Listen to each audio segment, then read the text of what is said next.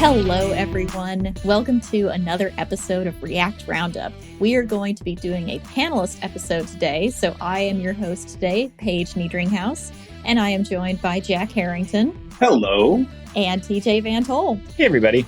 So today we are going to be talking about red flags. And they could be red flags that you encounter during a job interview, on your current development team, maybe evaluating new software that your team is going to be using, or just any kind of red flag that you come across in your day-to-day job. Hey, folks, this is Charles Max Wood from Top End Devs, and lately I've been working on actually building out Top End Devs. If you're interested, you can go to topenddevs.com/podcast, and you can actually hear a little bit more about my story about why I'm doing what I'm doing with Top End Devs, why I changed it from devchat.tv to Top End Devs. But what I really want to get into is that I have decided that I'm going to build the platform that I always wished I had with devchat.tv, and I renamed it to Top End Devs because I want to give you the resources that are going to help you to build the career that you want, right? So whether you want to be an influencer in tech, whether you want to go and just max out your salary and then go live a lifestyle with your family, your friends, or just traveling the world or whatever, I want to give you the resources that are going to help you do that. We're going to have career and leadership resources in there, and we're going to be giving you content on a regular basis to help you level up and max out your career. So go check it out at topenddevs.com. If you sign up before my birthday, that's December 14th. If you sign up before my birthday, you can get 50% off the lifetime of your subscription. Once again, that's topenddevs.com. So I am going to kick us off with the first red flag that I have encountered while interviewing for new jobs. And that is the interview that is moving too fast. And typically typically it's the opposite. It's, you go in for the interview, you don't hear back ever, or it takes them just absolute ages, especially with the larger tech companies. I've heard that this is the process, but I've definitely been in some interviews with smaller companies where you send your resume in and that afternoon you hear back and they want you to come in tomorrow or the day after tomorrow and just drop everything and get in there. And you start tomorrow. Right. And and then if you pass that interview, they want you in next week. So to me, that is a massive red flag that there is something going on. And of course, the good thing to do when this kind of thing is happening is to first push back, because you still most likely have another job that you need to respect and to do, but also ask why.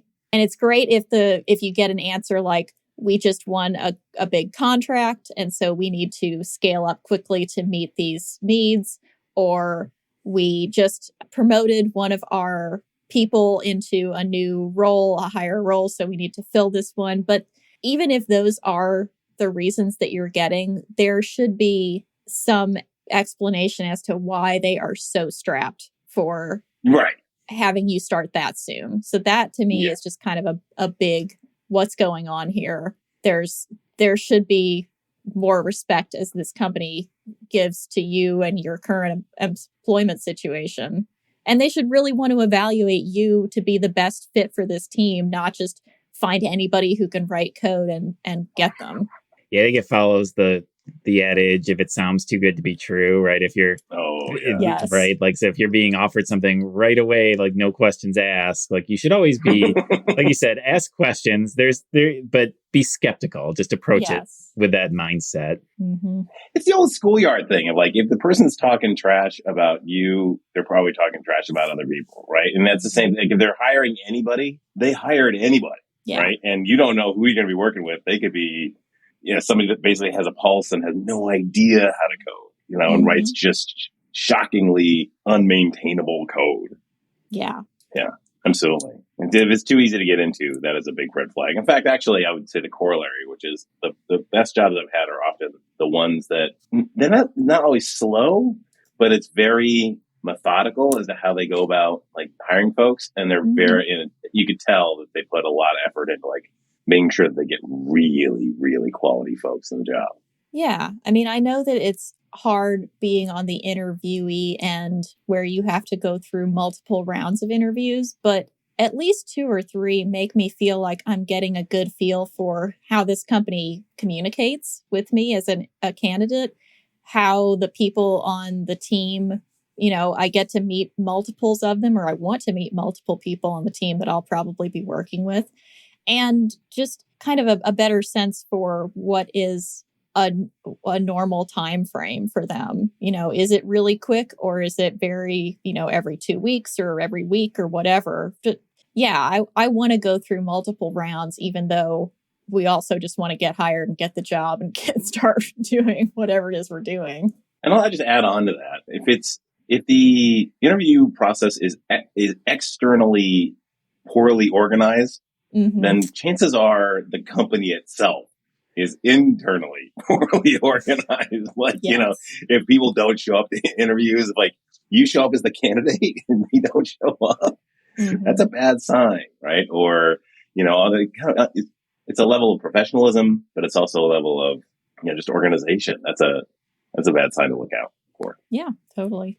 So who wants to take another red flag? All right, well, I will. So magic numbers in code bases. We talked about different things. It could be hiring, it could be this and that.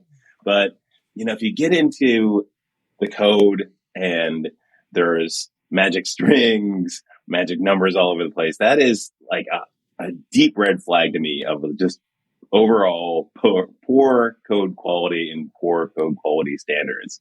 Like, it's just the absolute basic level stuff. And at that point, if it's important, I kind of look to, as an action item, I'm going to either refactor it or, try and get that changed out of the code base or try and insulate it so that at least on on the side that I'm working on, like I'm not exposed necessarily to those magic numbers. It's like, well, I don't know what happened, but came back bad and that's bad. That kind of thing. So that would be code wise a big red flag for me. Yeah, I think related to just getting into code quality, there's always the company that has the 4,000 line file that does does the most important thing. Cause I've ran across several of those types of situations where you have the one entry point that does all of this magic and nobody really understands how it works because some person wrote it 5 or 10 years ago and everybody's afraid to touch it because it does this important task. And usually that's some sort of a red flag of just poor attention. Like it happens. Like I've been a part of software is hard. So sometimes these things happen, but usually that's a red flag that not enough care was taken to architect that and to maintain it and to keep it manageable and approachable over time too. Yeah, I've definitely encountered those. I had to once try and maintain one of those code bases. And it was such a snarl of code that there was actually a memory leak in the application in production because we had just this massive object that would load every time the browser loaded. And it usually wouldn't crash the system, but every once in a while, somebody's computer would just go down because they had been on the site too long and the memory leak had gotten too large. But yeah, those are awful systems. But it was one of those things that for the longest time we could not retire it because it did some really important stuff that we just hadn't replicated in a better way yet. But yeah, those are terrible. And I hope that as a developer, you don't have to work on one of those systems. But at one point or another, you probably will. It's a sad truth. And if you want to get rid of it, what you need to do is you need to first build unit tests around it. And there won't be unit tests. No. There will not be unit tests. There will never be unit tests around that Never. Never. Right? Before you touch it, come and think yourself like a surgeon. You got to make the field sterile, right? Before you start slicing on somebody, right? And, in this case, that's unit test. And you want to make sure that, unit test and the unit tests absolutely test the existing behavior, right or wrong. They are the existing behavior. And then you can start going and actually changing out the magic numbers and doing whatever, because there might be, other pieces of code that actually depend on the bad behavior. And I've definitely seen that too, where it's you have to replicate existing behavior. Yeah. And the reason to do that is because then when you make changes, you can trust that your changes aren't going to break this important production process too. Exactly. I remember working tests can totally change the game because I remember back in the day, probably some of the gnarliest code I've ever seen was the jQuery UI date picker. Like, I think everybody knows that thing. It's got such a, like, I still run into them all the time. And that thing was a mess under the hood, like tons of code. But the thing is, it was pretty well tested. So if you went in there, like back in my very early software days, I was trying to help people with some issues on that thing. And you could at least go in there and tinker around and feel confident that you weren't going to like break every date picker on the internet, because especially for something like that, like dates are very unit test friendly, right? Like I pass in this random string and I expect this sort of thing to happen. Okay. Yeah. So even like really complicated stuff, you can, with a good test suite, make it approachable. So I really like that as like a first step. Yeah. I would never do anything with dates that wasn't unit tested. Yeah. Because there's so many weird error, like edge cases of the, leap year and all that. Oh. Insanity. Oy, oy. And time zones. Oh, God, yes. Well, that's actually a really good segue, TJ. So my next red flag I'm going to jump off a cliff for is when you're actually evaluating new libraries to add to an existing project. So, you get to the point where you need a date formatting library, or you need a modal library or a carousel or whatever, and you start looking around at the different options on the web. I would highly encourage you to not probably choose the first thing that NPM serves up when you Google, I need a chart library. I mean, it very well might be a good one, but please just look at 2 or 3 options and look at things like the repo. How recently has it been maintained? How recently has new code been pushed to it? Are there a whole bunch of open issues that the maintainer has not addressed? How many other people are downloading this weekly or monthly? Do some homework, because you can it doesn't take a whole lot of digging to figure out, is this a well-maintained, well-liked, well-used package or not?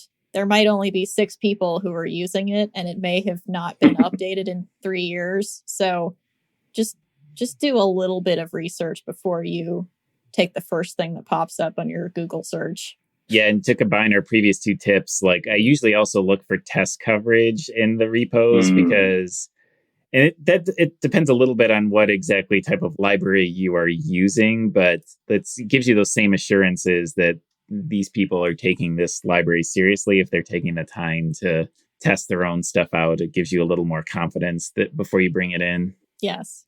I have a huge recommendation for NPM Trends. I don't know if you guys have seen that site, but it's a fantastic site where you put in any library, Luxon for dates, right? Or something like that.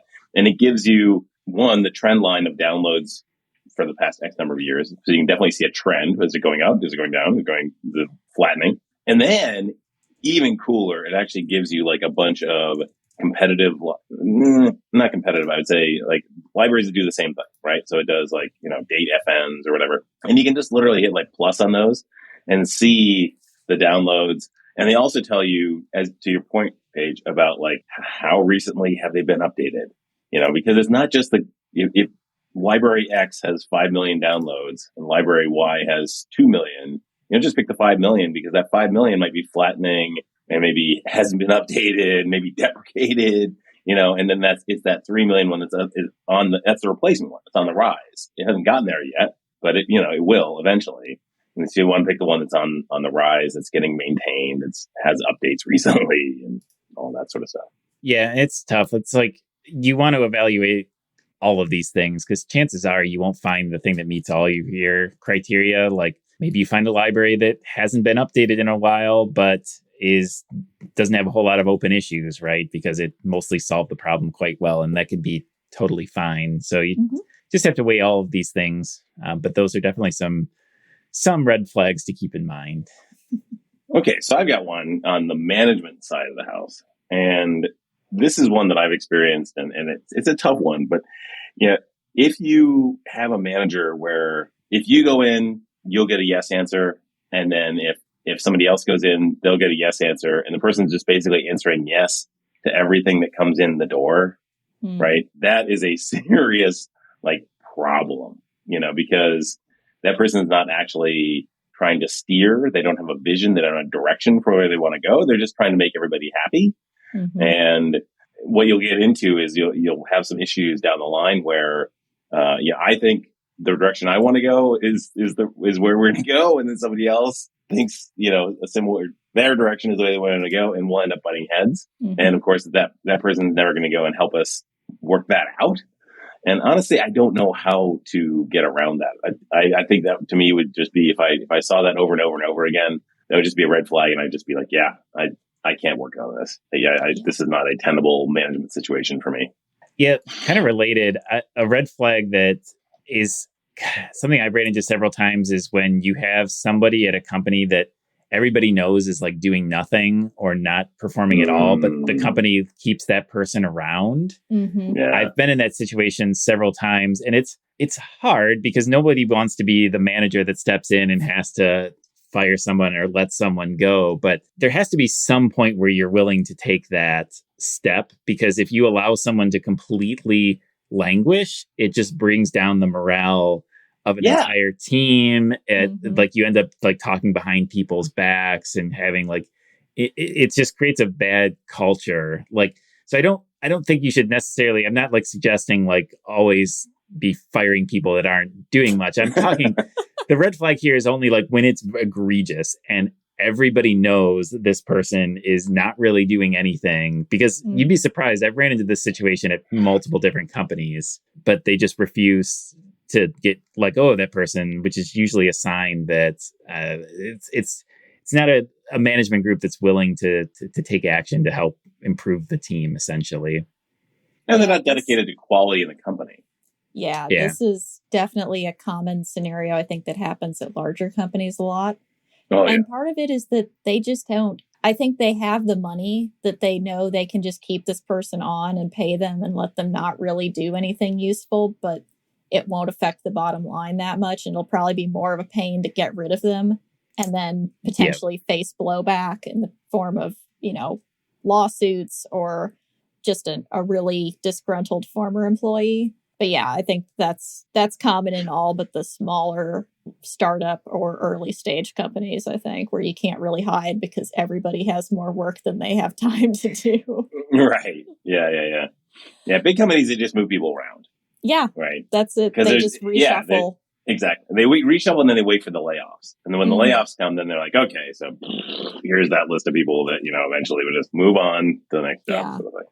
Yeah. What's interesting to me is later on, I've worked with people who have been stagnant in those positions before and then worked with them again in different jobs. And it really shouldn't, and it's been great. Right. And it's interesting to me. Oftentimes a person's performance is very contextual. Like, are they in a system that will help them do really well, kind of thing? Yeah. Yeah. Because you shouldn't judge too harshly, because you have no idea what's going on in person's lives. Maybe it is like it's something that they're just not interested in working on. You never know the situation, but if they are truly not doing anything for the company that they're getting paid for, you would want somebody to step in. Yeah. Well, another one that's kind of a red flag along those same lines is people who are trying to do a side hustle at the same time that they're trying to do their job. And I've seen this in a couple of companies that I've worked for. And one of them, it was more, I guess, acceptable because he was doing his side hustle, mostly outside of work. I say mostly because we all knew that sometimes he was doing like design work for other clients, not outside of work. But there also have been instances where I saw a guy like trying to poach developers from the company that we worked for to work on his startup idea. And I'm pretty sure that is not a kosher thing to be doing. That's not okay. No. And I mean, the developers that he was trying to get to work for him, he was doing the same kind of thing where he was like, oh, we'd work on it after hours or on weekends or stuff like that, which if you want to do that, okay. But you have to be so careful with, what machine are you using? If it's a company machine, they could potentially come after you. If you're talking about it during company hours or on company property, probably there's some liability that you're opening yourself up to there. So just, I guess, if you're on a team or being approached about something like this, just be so careful, especially if it's something that could turn into the next Facebook or even something smaller, but also is going to pay you money, because that's when you get into really murky waters about what's the right way to do this so that somebody isn't able to claim ownership to something that you worked on or made profit from who shouldn't be able to. Well, and I'd say a related red flag is if they're not willing to pay you money too. Like if they're just saying, I've got this interesting new app idea and I'm looking for you to work on it on nights and weekends sort of thing, right? If they're not willing to pay you something or compensate you for your time, I would be incredibly skeptical. And that applies even for like friends and family too. Like it's one thing if you're doing a very quick favor, but in my experience, almost all the time, those sorts of things turn into way bigger time sinks than you can imagine. Mm-hmm. Like if you're developing something like an app or something for a friend or family, it usually doesn't end just at the beginning. They'll want more stuff. They'll need to host it somewhere. They won't know how hosting works. So all of a sudden hosting's your problem forever. And email support, right? Yeah. Right. And it's just don't go down that path without a very good reason to do so. I'm not going to say never, right? Like there might be something very important to you or your friends or family, which great. Just know what you're getting into if you're in that sort of situation and you're being asked to do something just to do it as a favor or something like that. And if you wrote it and you didn't get paid for it, then just make sure that you have talked to the person and tell them you own it. Like I own this. Right. You didn't pay me for it. I still own it. And right. Mm-hmm. If you're going to like put it on a resume or, make it open source or something like that, if they didn't pay you, then you own it. Yeah. So I would say don't do the friends and family thing if you can avoid it. That's just opening yourself up to losing that friendship or really damaging that family member relationship, I think, for the most part. Big time. It's good to have a couple recommendations handy. Like I Squarespace is still my like go-to. Like if people will say like I need a website, I'll say like, well, you don't want to use me. No. I guess okay. I just want to put on there that like side hustles are okay though. Like I mean, speaking as three people who are side hustling right now, right? None of us get paid for React Roundup. Yeah. Right. Yeah, I grew up in Miami back in the day, in my 20s, and I remember that is a town where like side hustling is everything. I remember I was walking, I was at the University of Miami, and I was going around working, doing papers, and I would get somebody, somebody to sign the paper, and they're like, open up the drawer, and they're like, "Hey, would you like to buy some rings?" I'm like, wait, what? Like, literally like having they open up their coat out of the office. Right. Yes. Exactly Rolexes. Right. Which is like, okay, whoa, that's a bit much. But, I mean, there are great stories of like, I think side hustling is almost part of the culture. Like, who was it? Wozniak was at HP for a year, basically moonlighting essentially at Apple before he got confidence to like, okay, maybe this Apple thing will work out eventually, and moved over to Apple, yeah. But then, this is part of the deal. Just be ethical about it, I think is the sailing Just be point. smart about it, right? Yeah, and be professional. Yeah, I think the red flags are people that are not doing the side hustle right or trying to cheat the system sort of thing, because that's quite common as well. Yeah. And definitely not during the day job, and as Paige said, use your own hardware. Like that's absolutely, because and when you get into a job, that normally the contract is like, hey, anything on our hardware on our time is ours. Mm-hmm. Straight up. And I don't think I've ever seen anybody enforce it, but better not to deal with that. Hi, this is Charles Max Wood from Top End Devs, and lately I've been coaching some people on starting some podcasts and in some cases just taking their career to the next level. Whether you're beginner going to intermediate going to advanced, whether you're trying to get noticed in the community or go freelance, I've been helping these folks figure out how to get in front of people, how to build relationships, and how to build their careers and max out and just go to the next level. So if you're interested in talking to me and having me help you go to the next level, go to topenddevs.com/coaching. I will give you a 1-hour free session where we can figure out what you're trying to do, where you're trying to go, and figure out what the next steps are. And then from there, we can figure out how to get you to the place you want to go. So once again, that's topenddevs.com/coaching. Right. I mean, I agree with you that I have not seen it enforced, but I've also not invented something like Wordle that just took off, just went viral like nobody's business, and then somebody wanted to acquire it for probably millions of dollars. So I think in that case, company, and they're like, "Whoa, okay, you made Wordle, we're done." So I think we're entitled to part of it. Okay, I'll segue off this. So I'll try and do a smooth segue, like Paige, with single person projects. I don't think I've ever seen a really good single person project at a company, and it's always been kind of a red flag to me that you only got a single maintainer on this thing, and if it's important, you should have multiple people working on it. And even really senior folks I've seen, when nobody's reviewing the code and nobody's looking over your shoulder, you can take the shortcuts kind of slip in from time to time, and you end up invariably not having the best possible code base coming out of that. Yeah, I can plus one that as someone who has recently spent a decent amount of time at Blues working on like a single person project, and I was the single person, I could say that sometimes you get thrown into those situations, whether you anticipate them or not. But it definitely, like, it's funny too, because going back, I had to make a small change to that project, and jumping back into it, you feel like a little bit dirty. Like, it's like, oh, I probably shouldn't have done it this way or whatever. But it made total sense in my head at the time, right? Because then you have nobody else to say any different. So great. Mm-hmm. Yeah, absolutely. Yeah. I mean, I think that a single person app, like you said, is probably not going to be the best, but also working with a team that is very strong in one part of the stack and not having some people who are kind of really good at one portion is probably not necessarily a red flag, but it's just going to make whatever you're doing harder. Mm-hmm. So if you have a whole bunch of back-end engineers who are really good at Java, but not really good at front-end stuff, and you have to build a full stack application, you're just asking for more pain than necessarily needs to be there. So if you know that you're building a full stack app, try and get some people who like front end, who are good at CSS and know about React and, front end frameworks.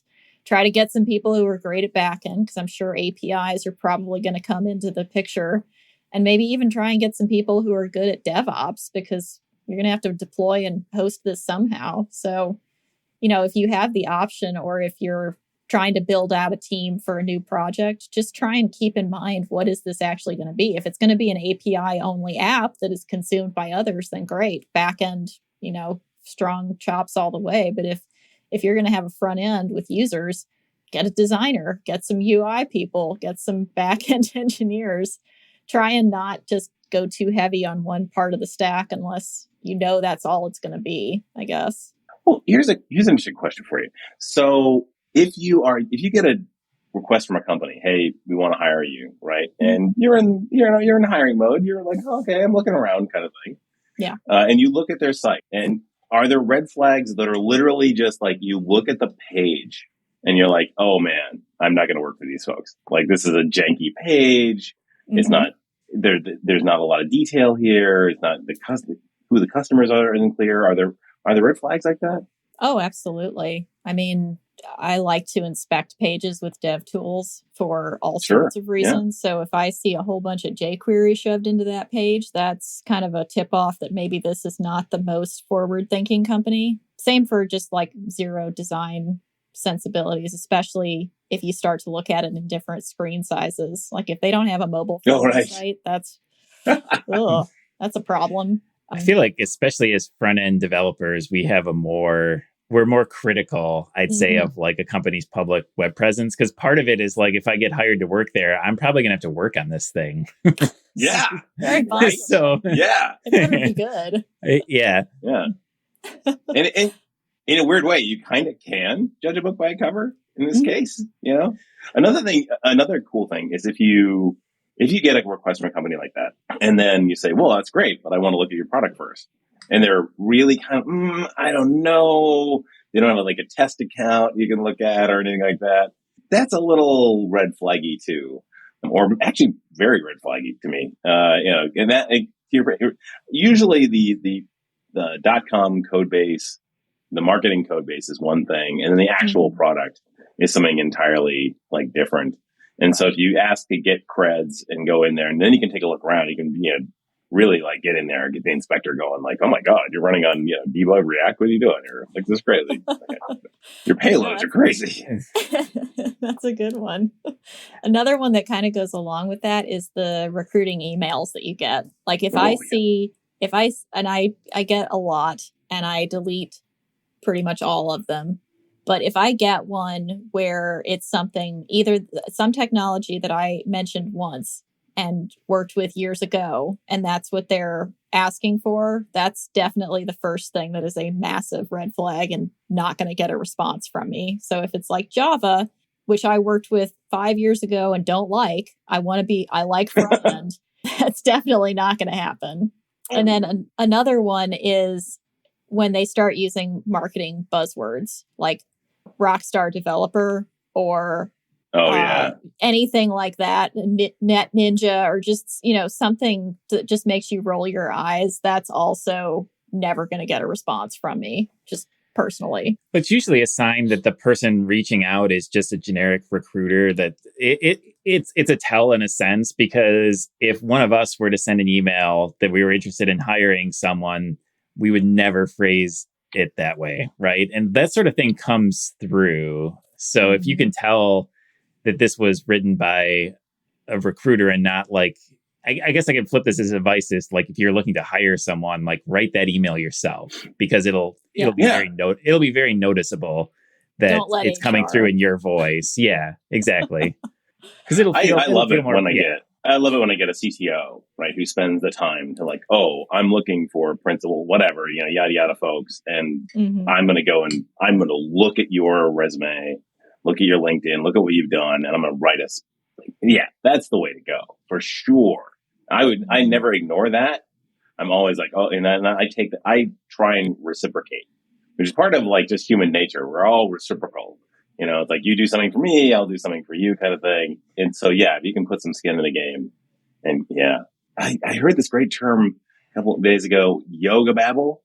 It's like the new term for like CEOs who just kind of like, just whatever they say is just mush. It's like engaging with the blah, blah, blah, blah. And when you see that, to me, that's a red flag as well. Like kind of like, hey, you have 18 paragraphs of text about what the product does, but none of it makes any amount of sense. And it's all just entire boilerplate nonsense. Well, phrasing it that way too, that's when you asked about when you're evaluating a company's web page or website, what are you looking for? And for me, one of the biggest things is I want to clearly be able to understand what the company does from their web page. Yeah. Like, so it's to really? Me, it's like, that's crazy. Right? But you'd be surprised in the tech world. Like I've definitely seen, my wife was looking for like about 2 years ago. So I was looking at a bunch of these things, and you'd be surprised how many sites you'd look at them and you have absolutely no clue, because it's full of marketing mumbo jumbo. I think that's the outdated term for the for yoga babble. Yeah, for yoga babble. But just like complete nonsense on the web page, and you can't tell what this company does. I consider that a red flag, because other people that view that site that are in their market are also going to struggle to know what the heck this company is doing. And so it's usually just a bad sign in general. Yeah. Building on that, yesterday I attended this 1 hour, kind of walkthrough of Redwood JS, which is kind of building on, I would say like not a competitor with Next, sort of more of like a Rails kind of thing applied to React. It was just fascinating, by the way. And their positioning is all the framework for startups, right? And they drill down on that. Like, we're going to give you everything. We're going to give you auth. We're going to give you DB. We're going to give you blah, blah, blah, and we understand what startups need, and we understand like this is your framework. And they've actually like that followed through on the messaging all the way to like they bring in startups like this is how we used it. Blah, blah, blah, blah. And it was just very clear and consistent all the way from like the homepage all the way through the product and into like the marketing and everything. So I thought that was, not that we got to go all gaga about Redwood.js. I just thought that was like, that's right. That's perfect to me, because you can go too far. You can go into the tech weeds way too far. And you can go way too light and have it just be babble. But like you just nailing it right down the center is really nice to see. Yeah. I mean, if you can elevator pitch the business or understand what their elevator pitch is from without a whole lot of effort on your end, that's a good thing. But not being able to understand anything of what they're talking about because they don't really tell you what they're doing, that's terrible. And that's actually kind of a good segue into another red flag that I've noticed, especially when you're interviewing, which is if you are getting to talk to the team that you'll probably be working with, trying to get a sense of who they are as developers. Like you'll be able to tell just because we interact with people all day in some capacity or another. Like these are people who are open. This is a team that has a lot of trust internally. People aren't afraid to crack jokes and say, I think we should go this way. Or you'll get the idea that there is like one person on the team who is the lead and what they say is the law. And we don't go against the team lead. So that's something to definitely be aware for is what are the team dynamics? Is it a place where it's safe and, younger, earlier career developers can get good mentoring? Or is it very much cutthroat, whoever finds the bug fastest, it gets some sort of an internal point. And that's the deal is to like be competitive versus being a supportive, collaborative team. Yeah, that one Uber person who leads a team, I've never seen that work out well. And I've seen it work out really badly. Actually, I've seen a team follow a lead off the cliff as the lead went up against the VPs and then was like, no, I'm going to do it my own way. And after a while, the VPs were just like, yeah, no, we're going to lay off the whole team. Thank you. That was not good. And watch out for that power dynamic of the one Uber developer. I think like on the concept of interviews, I think the last one I have for this is I consider vague answers during an interview to be a red flag. So during an interview, one piece of advice I usually give to people is you should have some of your own questions prepared. It's just about the company, about what they do. And they can be blunt questions because, I mean, you're putting a lot of your time forth and you're technically working for this company full time. You're putting a lot of your own personal investment in it. So you can ask questions like, how do you make money? What is your roadmap? How do you intend to make more money? What are your growth strategies and things like that? And if you get answers that are not very clear, that's usually a bad sign because normally, especially like, and those are the types of questions you'd ask, maybe not to the development team, but usually if you speak to somebody else at the company along the process, especially if those types of people don't have plans of like, here's where our product or whatever it is, our service or whatever it is we're doing, here's where we're headed with this, here's our clear vision of the future. If that's not very clear, that's usually not good. Yeah. And also not meeting anybody from the team that you're going to be working on during the interview to me is a red flag. If the entire interview process is basically, hey, we're just going to bring on people who are good interviewers from rando teams, and that's our interviewing team squad, and you don't actually meet anybody that's on the team, right? Like, you ask for that, and if you don't get that, well, then hasta la vista, because you want to know the people you're working with, and if you don't, then maybe you're in a pool programming system and you have no idea what you're going to be working on a given week. Yeah, well, and to Paige's point too of just wanting to sort of meet the team, and like it's amazing how much you can pick up on that. It's almost like subconscious, right? Like because usually when you leave an interview, the most important thing is like whether you get like good vibes or bad vibes, which is an almost impossible thing to define because I feel like it's just how well you connect with people. Because there's sometimes where just like any personal relationship, right? Sometimes you click with people and sometimes you don't, and so sometimes they can be all reasonably good people, but if you just have no interests in common, you're just coming from different places in life or whatever, that can be fine, but it might not be the greatest place to work if you're just have nothing in common or no connection with a team of people that you're going to be spending a lot of time with if you get a job and work with them. So yeah, it's a very squishy thing to try and define, but go with your gut because you'll just get good vibes or bad vibes when you go into the office to interview or when you do the Zoom calls or whatever. And don't discount that, even though it sounds great on paper or it checks the boxes that you have in other ways. If you don't get a good interpersonal connection or vibe, I would really listen to that. Yeah. Yeah. And if you go through an interview process and you met 5 people and 4 of them were just great, boy, you would love to hang out with these people and they were just wonderful. And then the 5th person is just kind of, oh God, I don't really want to work with them. Oh, yeesh, that guy was not fun. I guarantee you, your job will be with that 5th person. Whatever it is, like you will be, well, you think to yourself, well, if I only have to deal with that person once a year, that's okay. No. That will be the person you will have to deal with daily. So, yes, get that vibe. They say that interviews are won and lost in the first 30 seconds. And they usually apply that to the interviewer versus the interviewee. Like, you walk in the door and they get the read on you. And the rest of the time, they're just trying to justify whatever that read was to themselves, right? Same thing applies with directions. Like you meet somebody and you're just like, like the way that they carry themselves, they're just not respectful or whatever. Yeah, listen to your gut on that one for sure. Well, cool. Are there any other red flags that you guys can think of that we should share? I feel we're good. If you follow our advice, it's guaranteed success at this point. If you listen all the way through, you can't go wrong. We covered everything comprehensively. So yes, I think people are great. In the universe. Yes, you're done. Yes.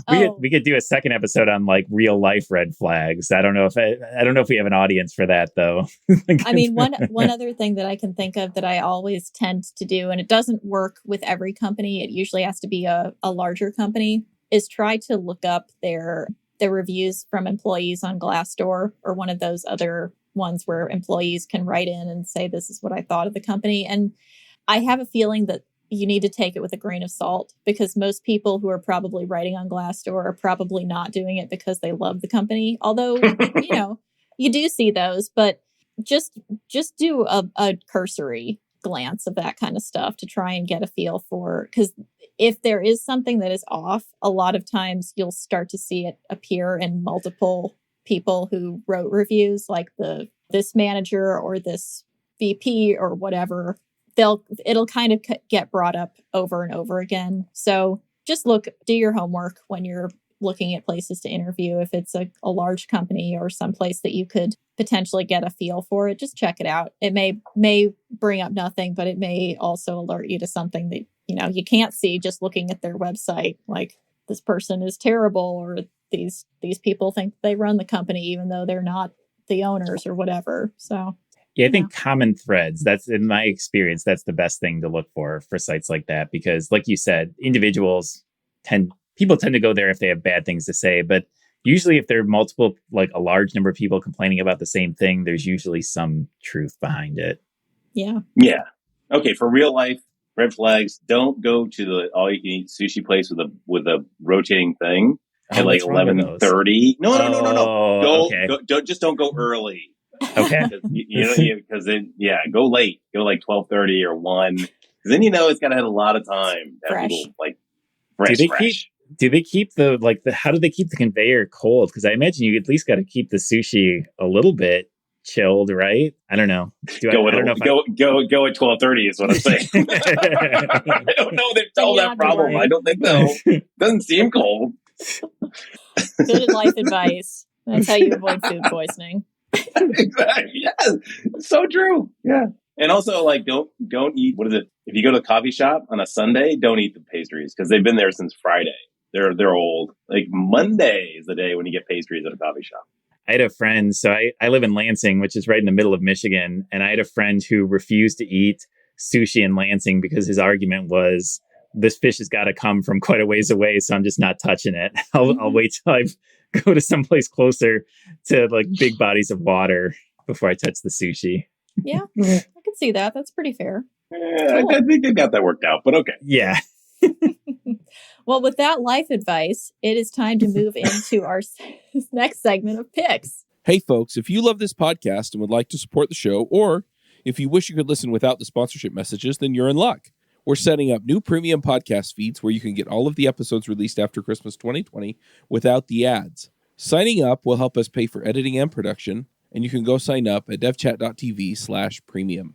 So I will kick us off for this week. And this is actually a tech pick that I've used recently in a side project. And so I wanted to talk about it because it kind of was at top of mind. But it is, and it's one of our previous guests. It is React Table by Tanner Lindsley, who we had on one of our previous episodes. And he is a prolific creator of OSS software, but also not only because it's just good quality stuff, but also because he likes to use his own software for his own company. But I had a need for a table, and I didn't want to bring in a whole component library just for a particular table like Bootstrap or Material or one of those. So I looked at React Table, which is a completely headless table system. So it just gives you a series of hooks, and then you can style your table however you want, but it includes all the bells and whistles that you want, like pagination and page size and being able to combine different data inputs into a single cell and all sorts of stuff like that, really pretty simply.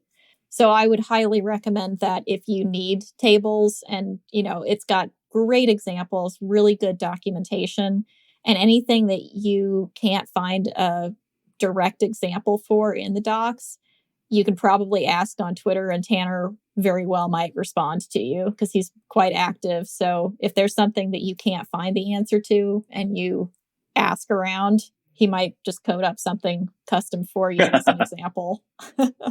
Yeah, he does a lot of that where he'll go and build the example and then put that back into the docs. Is fantastic. And his other projects are great too, like React Location, React Query. Mm-hmm. Phenomenal. So good. All of his stuff is great, and it has great SEO because it's React XYZ, and he just owns it. So React Table is going to be my pick for this week. Awesome. Jack, would you like to give us a pick? Sure. So again, a technical one. I'll pick in Redwood.js, which is just out and it's 1.0. Again, it's like it's a complete end-to-end stack. So it's got the database stuff, it's got auth, it's got pretty much everything you need to build out an app. And then there's quite a bit of movement in this space. There's Remix Run just came out with Stacks, which there are 3. I guess there's a blues, there's something else. They're all named after like musical styles, but basically same kind of idea.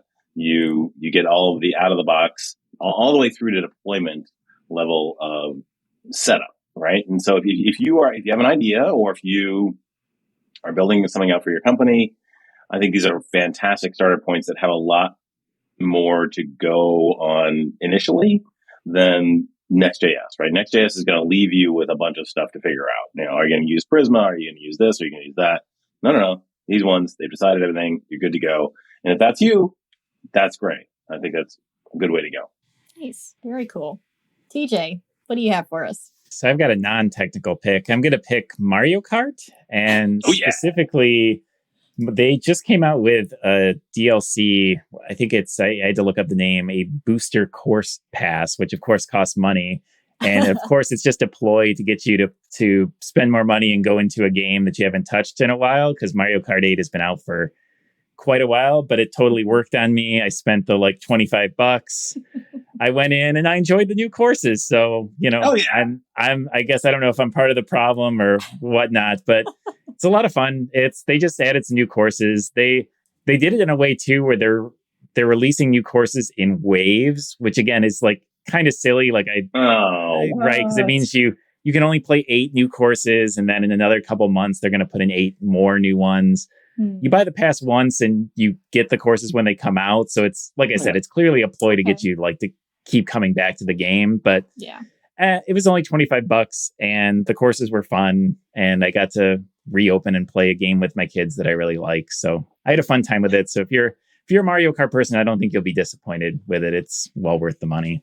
Are your kids at the age where you're winning against your kids, or are your kids at the age where you're losing against your kids? I'm still beating them. Okay, but cool. it's all right. But they're to the point now where I can't fool around. I can't just casually beat them. I have to really focus. And I look forward to the days. There's some games now where they can challenge me, but I've never been a let my kids win sort of person. I try to beat them into submission at everything, figuring that once they can beat me, which they're getting close in a lot of things, it'll be that much more satisfying. Are they drifting? Because there's no way to win Mario Kart unless they drift. Without a good drift. They do drift. Their technique, though, I think the thing that comes from playing Mario Kart for way too many years is like really positioning those drifts occasionally. Yeah. Like, right, they get the right angle on those corners, and like that just doesn't come from a couple sessions. Like, you really have to dedicate a depressing amount of your life to get good at that. And you got to white knuckle the drift. You can't let go early. Like, you got to let it go. You got to commit. Yeah. You got to commit, and you got to get that full charge. And then when you let it go, it's like, boom. Although I'll say that, so one feature the new Mario Kart lets you do is you can race against, you've always been able to race against like ghosts, right? So you have your best time on the track, and then ghost shows. Well, in the new one, you can download like the world record ghost. And if you ever really want to be humbled and you think you're good at Mario Kart, just go to one course, download the ghost from the world record, and watch it like disappear into the distance. Within like 3 quarters, you can't even see the ghost. And it's like, oh, well, I thought I was good at Mario Kart, but apparently I'm not that good. Solid. I'm definitely going to get that because we have Mario Kart. And I always love new tracks. Those are fun. Yeah. Awesome. Well, cool. Thanks, everybody, for joining us for this special panelist episode. We hope that you got some good tips for when you're job hunting or evaluating new technology or just trying to decide, is this a good team to join? So, or is this sushi okay to eat? Right? Or is sushi okay? Right. Exactly. So we will telling you, it's important. See you on the next episode of React Roundup. All right. Bye, everybody. Always a pleasure. Happy to be here. Bandwidth for this segment is provided by CacheFly, the world's fastest CDN. Deliver your content fast with CacheFly. Visit CACHEFLY.com to learn more.